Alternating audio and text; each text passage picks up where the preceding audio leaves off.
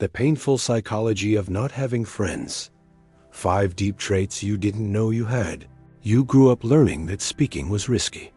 Every word needed to be measured, calculated, protected as if the world could crumble if you said the wrong thing. And now, as an adult, people mistake your quietness for disinterest, when in reality, it's just an old survival reflex. You didn't withdraw from the world by choice. You protected yourself. Many people think it's simple to be more social, as if it were just a matter of pressing an internal button. But you know it's not like that. There are layers of history behind each of your silences, layers that no one sees. You learned early on that your needs were inconvenient, so you kept them to yourself. And when you keep everything to yourself, there's not much room left for real connections. Silence became your armor, but also your prison. It spared you pain, but also prevented you from being seen. People sense your presence, yet distant, as if something within you is always holding its breath, and they have no idea of the weight that carries. Psychologically, this relates to what experts call social hypervigilance. It's when you constantly monitor how you're being perceived, trying to avoid rejection before it even happens. This doesn't make you strange. It makes you someone who learned to adapt too early. And behind all of this, there's a truth no one has told you. You're not antisocial. You're exhausted. And exhausted people have a hard time trusting that there can be a space where they don't have to shrink to fit in. You learned to solve everything on your own far too early. While other children could ask for help, you already knew that depending on someone meant getting hurt. So you became the strong adult, the one who can handle things, the one who doesn't fall apart. But this impressive strength has a cruel side effect. People think you don't need anyone. Hyper-independence is not a rare personality trait. It's a symptom of someone who is forced to be an adult too early. Psychologists explain that this arises when a child doesn't find enough emotional support. So they create an internal pact. I take care of myself. And this pact remains active long after childhood ends. The problem is that relationships require vulnerability, and vulnerability requires trust. And you, used to surviving alone, don't know how to let someone in without feeling like you're losing control. So you keep your barriers high, even when you deeply desire closeness. People distance themselves, not because you're difficult, but because you don't show any point of entry. You seem invulnerable, self-sufficient, too complete. But nobody sees what's behind it. The child who grew up without anyone to turn to, and who still doesn't believe they deserve support. And here's the paradox. You want connection, but you've learned not to show neediness. And real friendships only blossom when someone can see you, especially the parts you try hardest to hide. Perhaps you're the type of person who first observes the room, analyzes the tone of voice, gauges everyone's energy before relaxing. And while this is interpreted as coldness, it's actually an age-old strategy, mapping the environment before something dangerous happens. You didn't arrive at this posture by chance. You learned it. Psychologists call this internal social monitoring, a common behavior in people who grew up dealing with emotional instability. You used to study adults' facial expressions to predict outbursts, so today you study everyone's expressions to predict rejection. It's not rational, it's bodily. The problem is that while you're watching, others are moving forward. They start conversations, create bonds, exchange smiles, and you're still trying to figure out if you can be yourself there. When you realize it, the moment has passed, and you reinforce a harsh narrative. I don't know how to make friends. But know this, your slowness isn't a lack of skill, it's the time your mind needs to feel secure. You perceive nuances, atmospheres, micro-expressions. This makes you sensitive, profound, perceptive. But it also makes you less involved because you're busy deciphering the world instead of occupying space in it. And in the end, you don't end up without friends because you don't deserve affection. You end up without friends because no one taught you that you don't need permission to exist. You feel everything intensely: emotions, tensions, shifts in the energy of your surroundings. From a young age, you picked up on nuances that adults didn't even notice. And while this is a rare form of emotional intelligence, it can also isolate you, because feeling too much often means needing to protect yourself too much. Highly sensitive people are often labeled as traumatic or fragile, when in reality, they function as emotional antennas. Psychologists describe this as heightened sensory processing. You don't just observe the world, you absorb the world, and that weighs on you. This sensitivity makes you withdraw when the atmosphere becomes tense. You avoid conflicts, avoid large groups, avoid unpredictable people, not out of cowardice, but for self-preservation. However, to an outsider, this seems like disinterest. They appear to be social choices, when in reality, they are internal adjustments. The paradox of sensitivity is that you crave deep connection, but at the same time, you are easily exhausted by superficial interactions. You want real bonds, but you rarely find people who speak the emotional language you speak. Most only scratch the surface. You feel the entire ocean. And that's why you end up alone, not for lack of affection, but because the world rarely offers a depth compatible with yours. But when you find someone who understands you, the connection is on another level: calm, true, transformative. You learned early on to take responsibility for other people's moods. If someone was angry, you thought it might be your fault. If someone cried, you tried to fix it. If someone disappeared, you filled the silence with self-blame. And this shaped a particular way of being, always trying not to bother anyone. This pattern creates a rare and painful trait: anticipatory guilt. Before doing anything, you already imagine the emotional impact it might cause. You monitor yourself, edit yourself, diminish yourself. Psychologists associate this with environments where the child needed to manage adult emotions to survive. It's like living with an emotional radar that's always on alert. The problem is that this silent guilt prevents you from expressing yourself. You speak little so as not to offend. You ask little so as not to bother. You show up little so as not to be a burden. And true relationships require exchange something difficult when you believe that any need of yours is a burden. People don't approach you because you seem to need or want nothing. But behind that lies a story of someone who was held responsible too early for things they should never have had to bear. You became caring out of pain, not by choice. And the truth is simple and liberating. You didn't lose friends. You lost the chance to be seen because you always thought it was safer to disappear for a while. You've trusted the wrong person before. You've opened up to people who couldn't hold you back. You've believed in bonds that ended up becoming wounds. So now, every new connection feels like a dangerous gamble. It's not a lack of desire. It's a fear of repeating old stories that still hurt. Psychologists call this internalized negative expectation. It's when past experiences create a filter that distorts the present.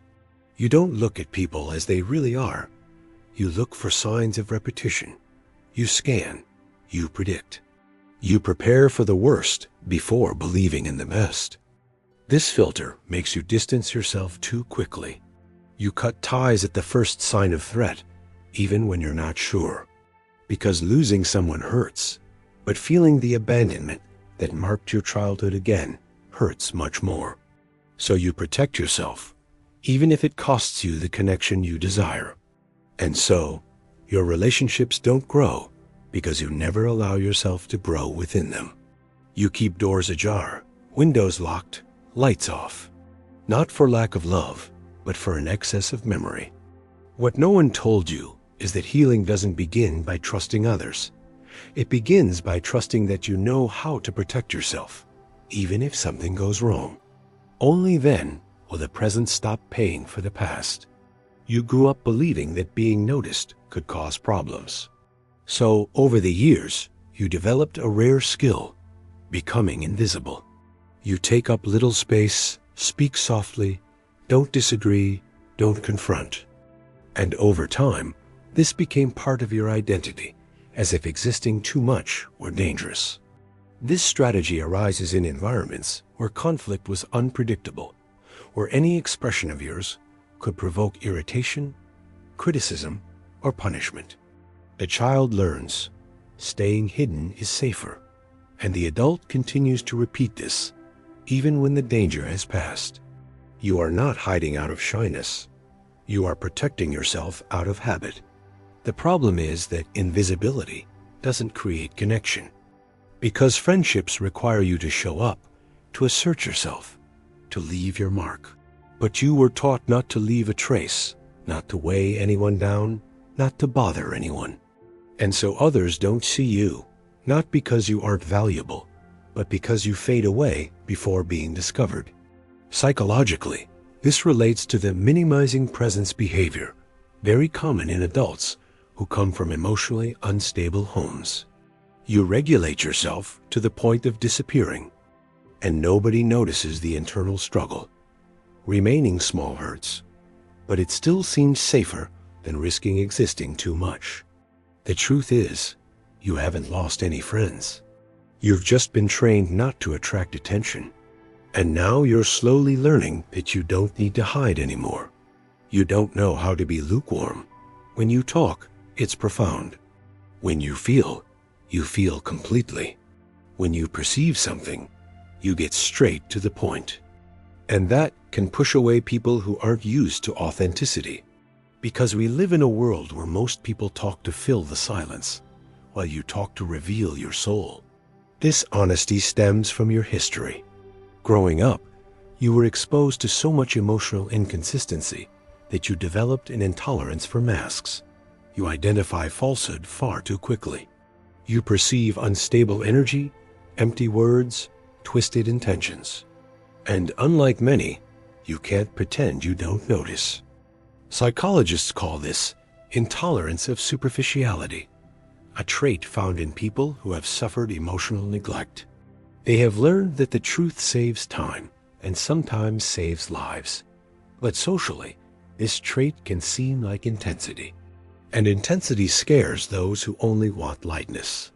The result is that some people distance themselves because they feel you see beyond what they want to show. And sometimes you really do see. Your mind reads between the lines, micro-expressions, pauses. You access layers that many avoid. It's a superpower, but also a barrier. And in the end, you don't have few friends.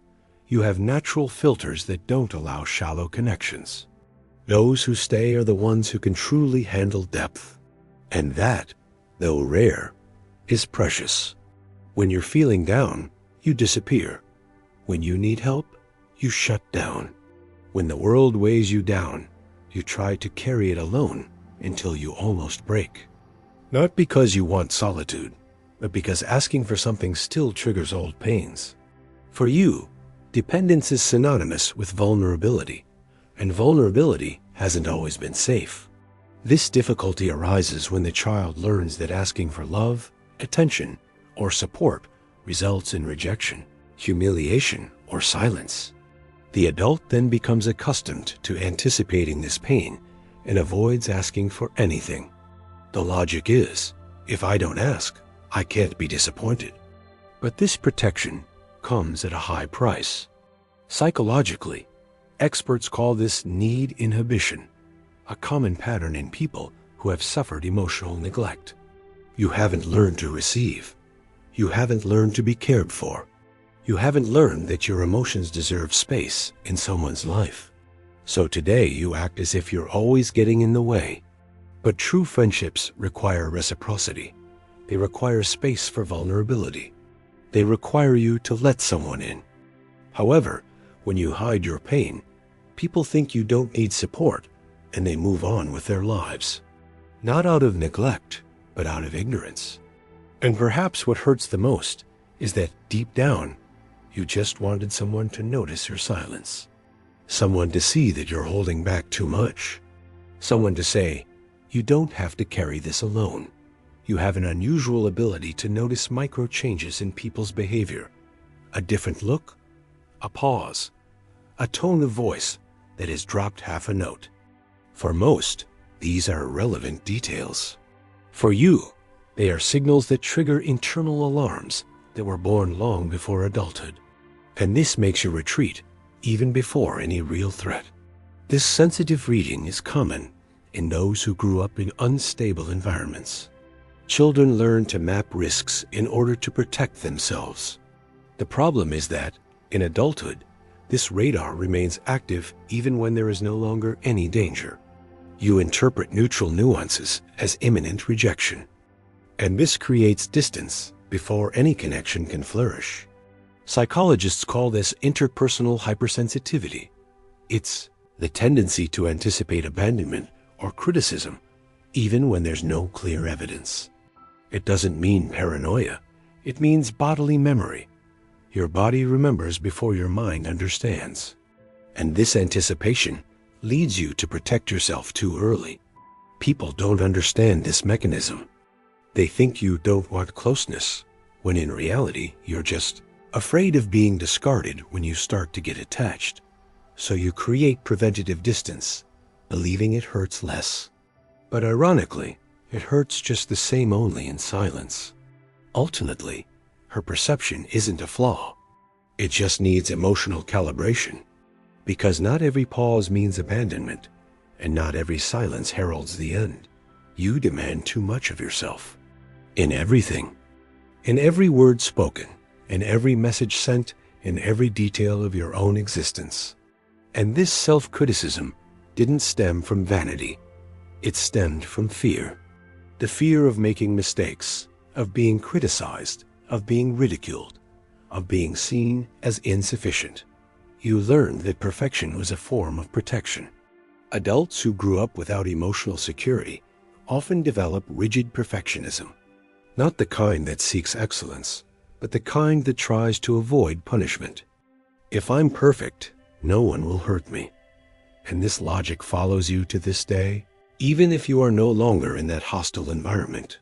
The problem is that perfectionism creates an immense emotional distance.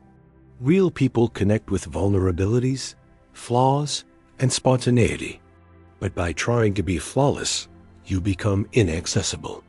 Others feel they can never reach you, as if you're always too self-controlled to form a bond. Psychologically, this prevents authentic friendships because you don't allow the more human parts of yourself to emerge. And people connect with humanity, not performance. Your rigidity protected you for decades, but now it prevents you from relaxing enough to create deep bonds. The truth is, you don't need to be perfect to be loved. You never did. But you're only learning that now. You're afraid to express strong emotions. You're afraid of being too much, of overwhelming, of bothering others. So you swallow your tears, mask your anger, disguise your sadness. You constantly edit yourself so as not to weigh down the world of others. And this creates a soft, almost imperceptible presence, which unintentionally hinders real connections. This pattern originates when, in childhood, your emotions were not welcomed. Perhaps you were told that you were exaggerating, that you were too sensitive, that you needed to swallow your tears. So you learned that feeling loud is dangerous and feeling quiet is safer. This shaped a silent way of existing. Psychologists describe this as emotional inhibition, a defense mechanism created by a lack of validation. The brain learns to reduce emotional expression to avoid punishment. However, in adulthood, this makes you difficult to read. People don't know when you're happy, sad, frustrated, or tired. And without emotional intelligence, bonds don't deepen. Friendships require clarity, and clarity demands that you allow yourself to show emotionally. But you grew up believing that emotions were too much of a burden. So, unintentionally, you began to live as if it were safer to be neutral. But prolonged neutrality breeds loneliness. And what hurts is that no one knows how much you feel because you've learned to feel in silence. But now, there's room to learn a new way of existing. one where you don't need to apologize for having human emotions. When you start to get attached, a part of you panics. It's like something inside you says, "Careful, this might hurt." So you pull back, reduce messages, change your tone, put distance. Not because you don't like them, but because you like them too much, and that awakens old vulnerabilities. This mechanism is common in people who have been hurt by important relationships. The more significant someone becomes, the more active the emotional memory of the loss remains. Psychologists call this approach anxiety, a paradox where you crave connection, but proximity triggers internal alarms of possible abandonment. The problem is that, to an outsider, your withdrawal seems like disinterest. It seems like you don't care, when in reality, you're trying to protect yourself from pain you fear you won't be able to bear again. You disappear when you most want to be there. This distance prevents genuine relationships from growing. The person on the other side doesn't understand the sudden silence, doesn't know about the internal battle you're facing. And confused, they move on with their life. Not because they don't value you, but because they don't understand the invisible narrative that guides their steps. The truth is, love shouldn't trigger fear. But for you, learning this is a process. And every small attempt to remain present when your heart races is already an act of healing. You've become accustomed to solving everything within yourself. When it hurts, you internalize it. When it confuses you, you rationalize it. When it breaks, you rebuild it alone. And this creates a deceptive feeling that you don't need anyone, even those who try to get close. This self-sufficiency wasn't born from force, but from necessity. In childhood, perhaps there wasn't space for you to break down. Perhaps your emotions were treated as an exaggeration. Perhaps you learned early on that dependence was dangerous. And this shaped an adult way of dealing with everything without relying on anyone. Psychologically, this is called learned emotional avoidance. When asking for help was useless or painful, the brain learned that the best strategy was to go it alone. But this extreme independence, while impressive, creates an invisible wall between you and others. People can't connect with those who never show their wounds. They need to participate in your emotional life to create a bond. But when you close yourself off, when you never show vulnerability, they find no place to enter. Not out of guilt, but out of lack of access. And deep down, you don't want to be that fortress. You just never learned that someone can truly stay when you fall apart. But a new path is emerging, allowing someone little by little to see the parts you've always carried alone. You may not admit it, but deep down there's a silent doubt that follows you. Would anyone really choose to be with me? This deep insecurity is a psychological scar from growing up without feeling like a priority. And it affects everything from how you see yourself to how you relate to others. Psychologists call this low relational self-esteem, when a person believes, even unconsciously, that they are less worthy of affection than others. This belief leads them to accept little, expect little, and offer too much, as if they were always trying to justify their presence in someone else's world. This feeling creates self-sabotaging behaviors. You take on blame that isn't yours, tolerate little space, accept crumbs, and don't express your needs. And silently, this leads you to unbalanced relationships that reinforce the narrative that you are not worthy of something better. But it's important to remember that feeling isn't true, it's conditioning. It doesn't reflect who you are, but rather how you were treated when you didn't have a choice. You're not difficult to love. You've just never experienced love that was secure enough to believe it. And perhaps the most healing step is this, allowing the most wounded part of you to gradually hear that it wasn't your fault. You were just a child. And now, finally, there is space to build bonds that don't hurt, bonds that embrace, bonds that see you as a whole.